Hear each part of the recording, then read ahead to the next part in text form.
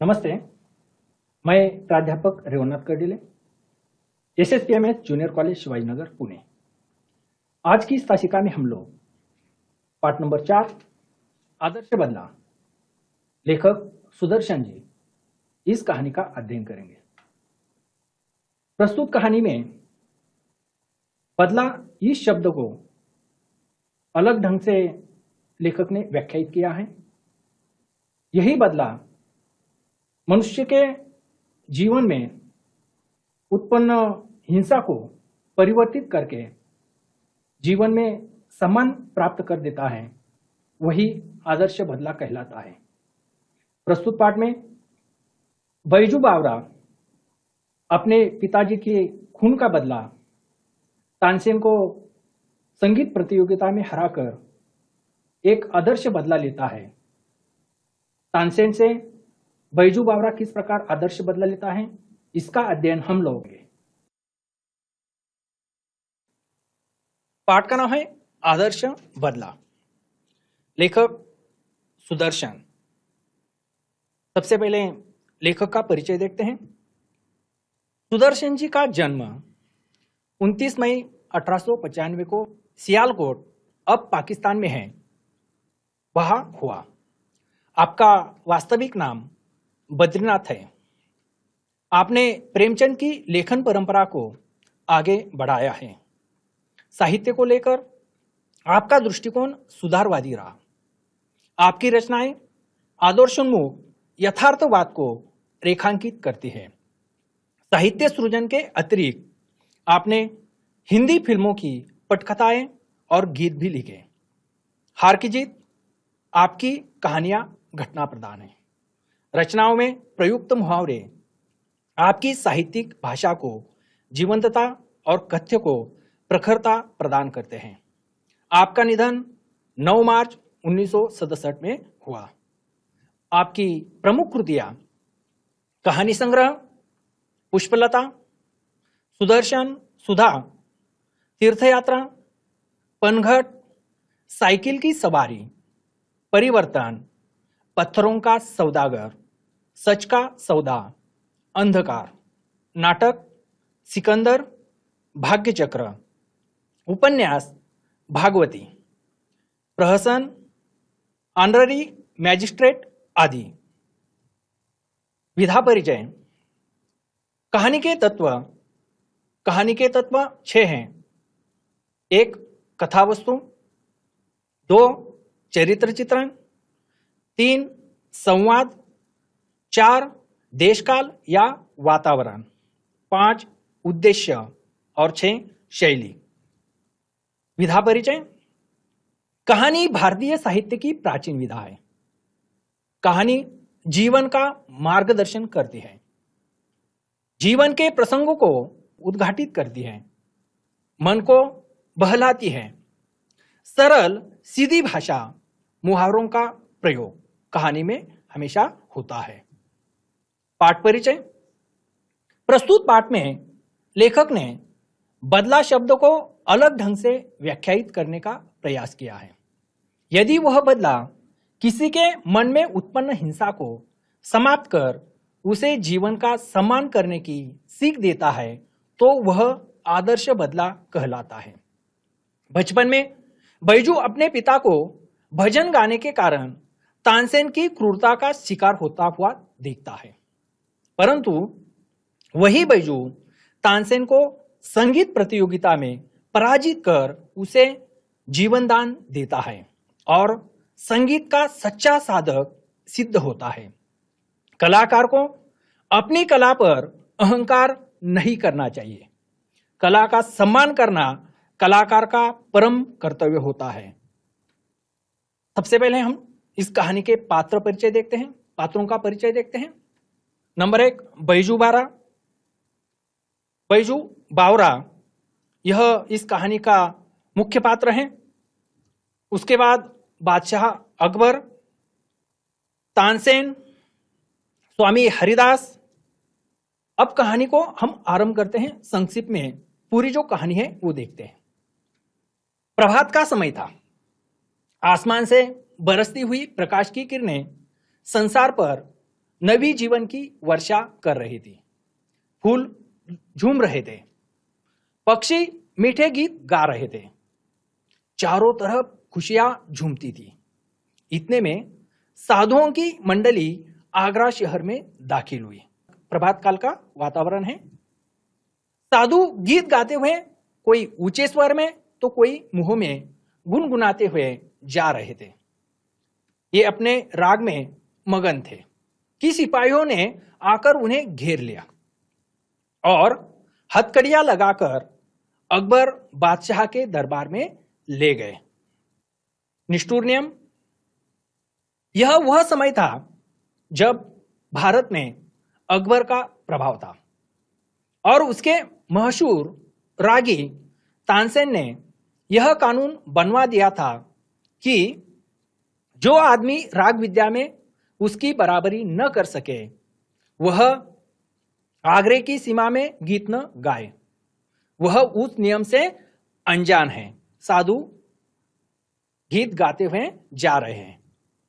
बेचारे वनवासी साधुओं को पता नहीं था, परंतु अज्ञान भी अपराध है।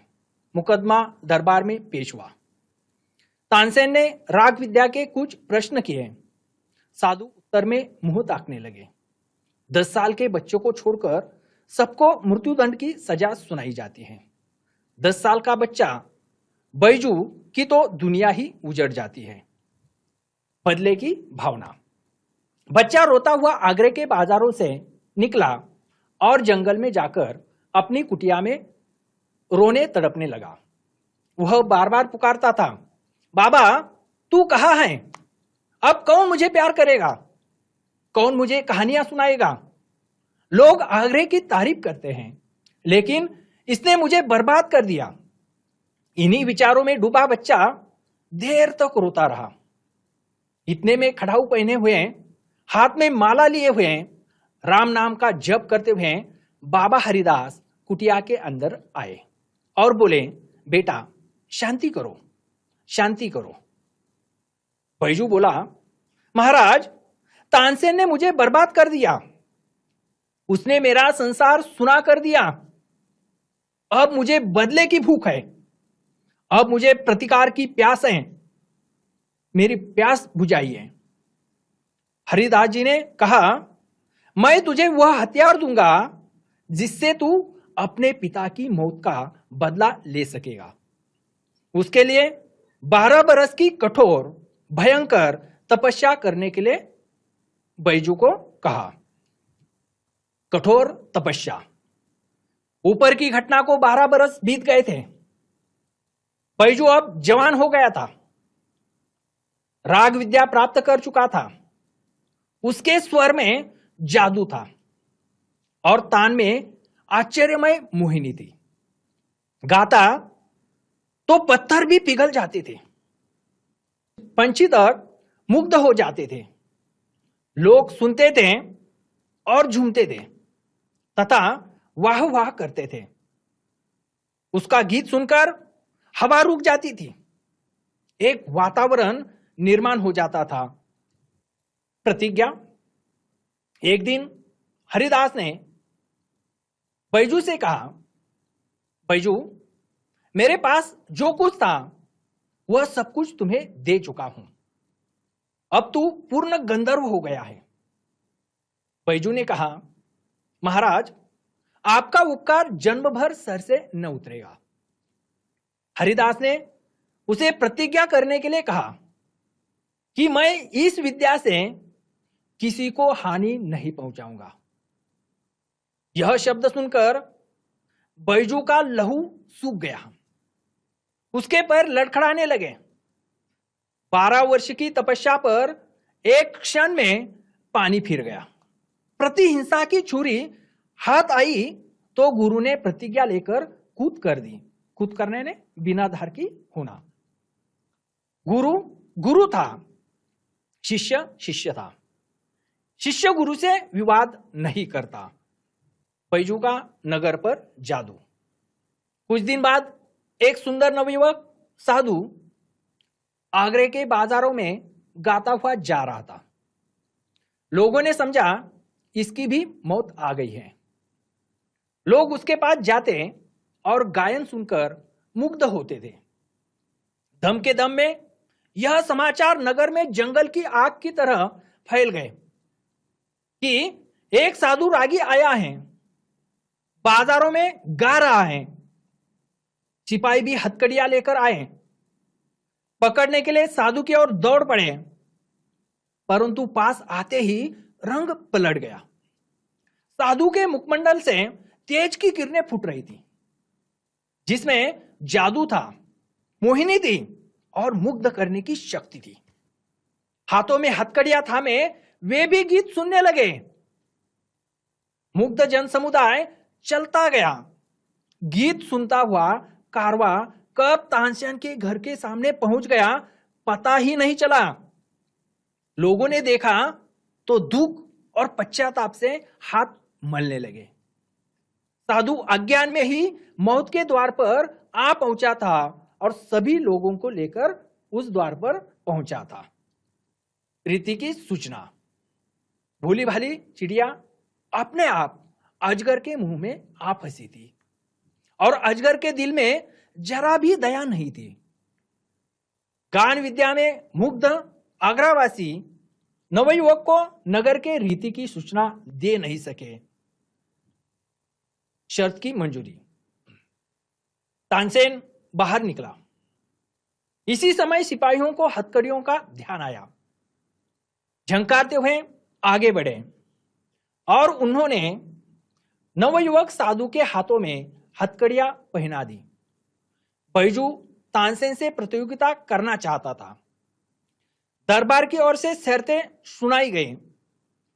जो हारेगा वह जान से हाथ धो बैठेगा। इस शर्तों को बैजू ने मान लिया। गान युद्ध। कल प्रातःकाल नगर के बाहर वन में प्रतियोगिता का आयोजन होना था। सूरज भगवान की पहली किरण ने आगरे के लोगों को आगरे से बाहर जाते देखा। साधु की प्रार्थना पर सर्वसाधारण को भी उसके जीवन और मृत्यु का तमाशा देखने की आज्ञा दी गई। जो कभी अकबर की सवारी देखने को भी घर से बाहर आना पसंद नहीं करते थे, आज वे भी नई पगड़ियां बांधकर निकल रहे थे। प्रातः सारा नगर शहर के बाहर इकट्ठा होकर सबको प्रतियोगिता का इंतजार था। समय हो गया। अकबर सिंहासन पर बैठा था। साथ ही नीचे की तरफ तानसेन बैठा था। उनके सामने बैजू बावरा बैठा था। बादशाह के इशारे से प्रतियोगिता शुरू हो गई। यह चित्र में आप लोगों को दिखाई दे रहा है कि सामने सिंहासन पर अकबर बादशाह बैठे हुए हैं। उनके सामने प्रतियोगिता के लिए तानसेन और बैजू बावरा बैठा हुआ है और नगर के सभी जो लोग हैं वह प्रतियोगिता देखने के लिए आए हुए हैं। चुनौती। बैजू गाने लगा। समा बंद गया। सब लोग गाना सुनने लगे। गाना सुनकर जनता ब्रह्मानंद में लीन हो गई। पेड़ों के पत्ते तक निशब्द हो गए। वायु रुक गई। लोगों के मन उछल रहे थे, झूम रहे थे। ऐसा लगता था सारे विश्व की मस्ती वही आ गई है। यहां तक कि जंगल के हिरण भी बैजू का गाना सुनने के लिए वहां पर आ गए। जैसे ही गाना समाप्त हो गया, बैजू बावरा ने सितार हाथ से नीचे रख दी और अपने गले से फूल मालाएं उतारकर हिरणों के गले में पहना दी। जैसे ही हिरणों को स्पर्श हुआ, वे फिर जंगल में चले गए। बैजू ने तानसेन से कहा, तानसेन, मेरी फूलमालाएं यहां मंगवा दे। मैं तब जानूं कि आप राग विद्या जानते हैं। जो फूलमालाएं हिरणों के गले में बैजू बावरा ने डाली थी, वही फूलमालाएं फिर बैजू बावरा तानसेन से मंगवा रहा था। अब तानसेन की बारी थी। तानसेन गाने लगा। लेकिन वह समा नहीं बंधा जो बैजू ने बांध रखा था। बैजू ने तानसेन के सवालों के जवाब भी दिए थे। तानसेन पूर्ण प्रवीणता से सितार बजा रहा था, लेकिन हिरन नहीं आए। फिर उदास होकर तानसेन ने बैजू बावरा से कहा, हिरन गलती से आ गए थे, तूने थोड़ी ही बुलाए थे। अगर सचमुच तेरे संगीत में विद्या है, जादू है, तो फिर से उन हिरनों को बुलाकर दिखाओ। बैजू फिर से गाने लगा। उनका गाना सुनकर फिर से हिरन वहां पर आ गए।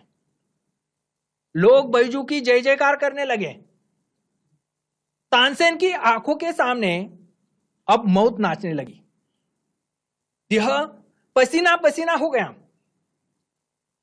अकबर का तानसेन के साथ अगाध प्रेम था। उसकी मृत्यु निकट देखी तो उनका कंठ भर आया, परंतु प्रतिज्ञा हो चुकी थी। विवश होकर उठे और संक्षेप में निर्णय सुना दिया। बैजू बावरा जीत गया, तानसेन हार गया। अब तानसेन की जान बैजू बावरा के हाथ में है। निष्ठुर नियम हटाना पड़ा। तानसेन कांपता हुआ उठा। वह बैजू बावरा से जीवन दान की भीख मांगने लगा। बैजू ने अपने गुरु के साथ जो वादा किया था उसे निभाते हुए उसने मानवता अहिंसा का सबूत पेश करते हुए तानसेन को जीवन दान दिया और वह निष्ठुर नियम को हटाने के लिए राजा से कहा कि जो कोई आगरे की सीमाओं के अंदर गाए, अगर तानसेन के जोड़ का न हो तो मरवा दिया जाए। अकबर ने अधीर होकर कहा, यह नियम अभी इसी क्षण से उड़ा दिया गया। बैजू बावरा ने अपना बदला आदर्श रूप में लिया। बादशाह से वह जानलेवा कानून भी रद्द करवाया। तो कहानी सुनने के बाद हम लोग आदर्श बदला, लेखक सुदर्शन जी इस कहानी के कुछ स्वाध्याय देखते हैं। स्वाध्याय आकलन कृति। पहले तासिका में मैंने आपको जो बोर्ड की कृति पत्रिका है उसमें किस प्रकार अंक विभाजन होगा, बोर्ड की कृति पत्रिका में आकलन के लिए कितने अंक होंगे उसके बारे में जानकारी दी है। तो आकलन पर किस प्रकार सवाल पूछे जा सकते हैं और शब्द संपदा पर किस प्रकार सवाल पूछे जा सकते हैं, इसके बारे में यहां पर आपको जानकारी दे रहा हूं। कृति नंबर 1, कृति पूर्ण कीजिए। सवाल है, साधुओं की एक स्वाभाविक विशेषता।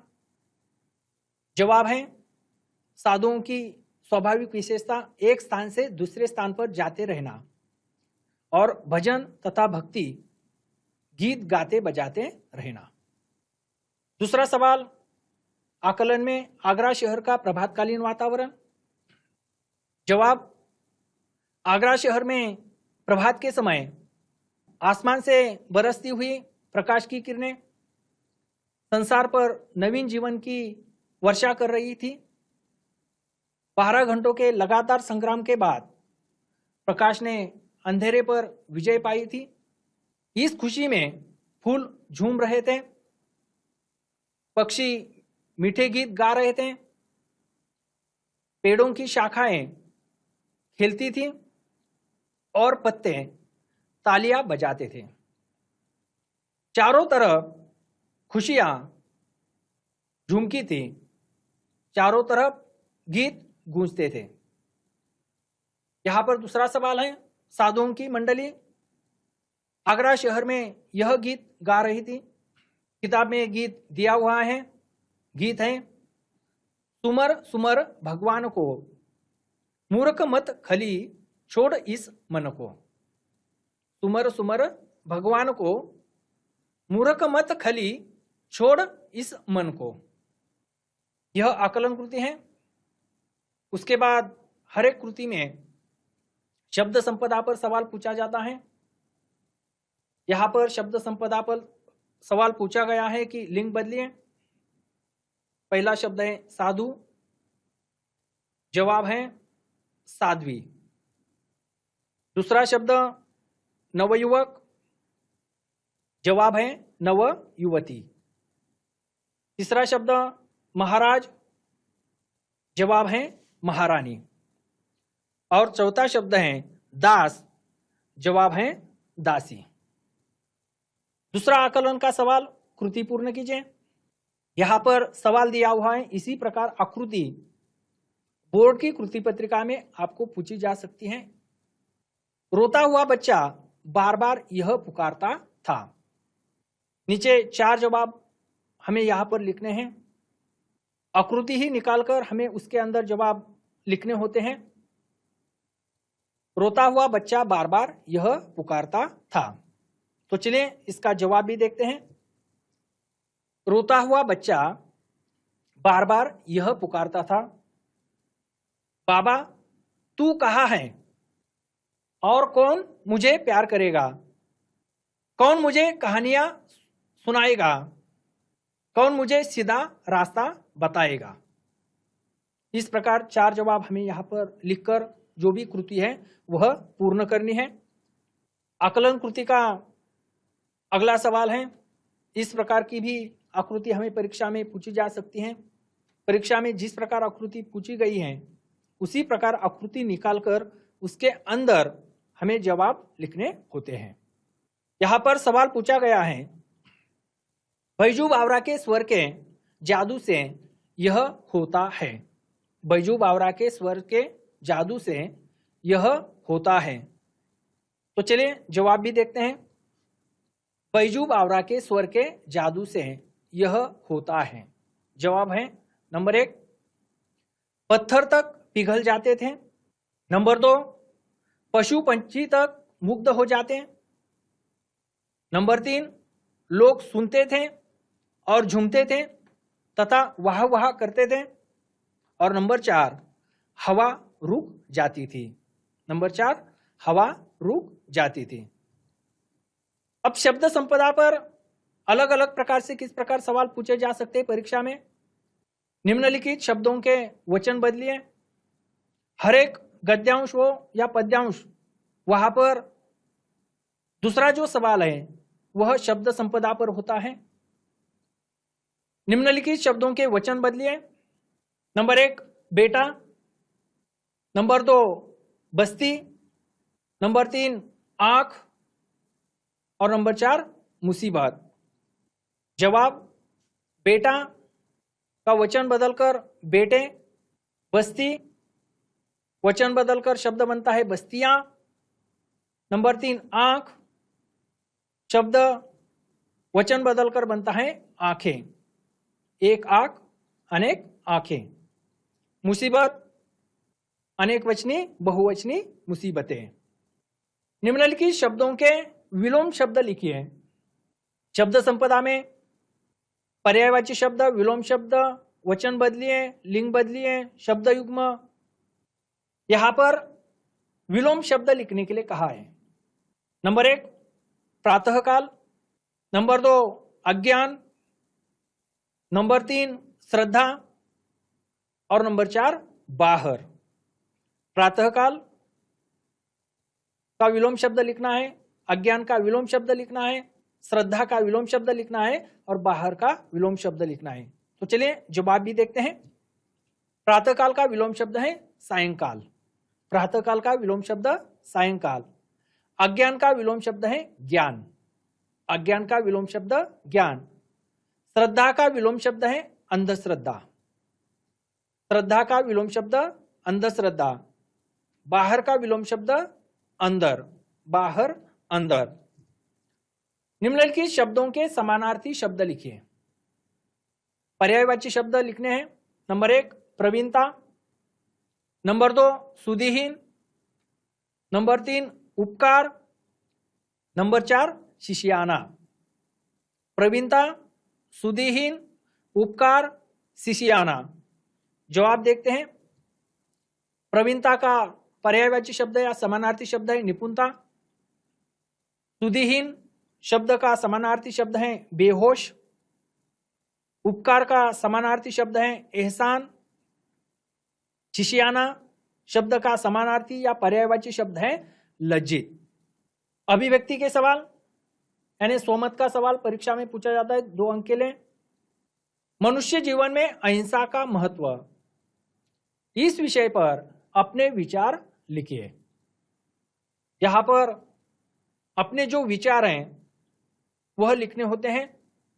हर एक के विचार, हर एक का जवाब यहां पर अलग अलग हो सकता है। यहां पर जवाब दिया है, अहिंसा का सामान्य अर्थ है हिंसा न करना।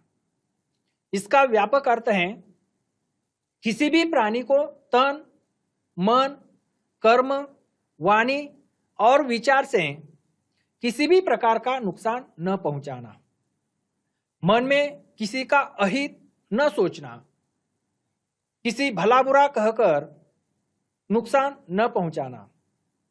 कर्म में किसी भी अवस्था में किसी भी प्राणी की किसी भी प्रकार से हिंसा न करना।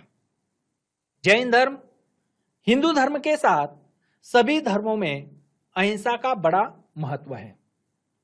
जैन धर्म के मूल मंत्र में अहिंसा परमो धर्म कहा गया है। आधुनिक काल में गांधी जी ने आजादी के लिए जो आंदोलन चलाया था वो काफी हद तक अहिंसात्मक था।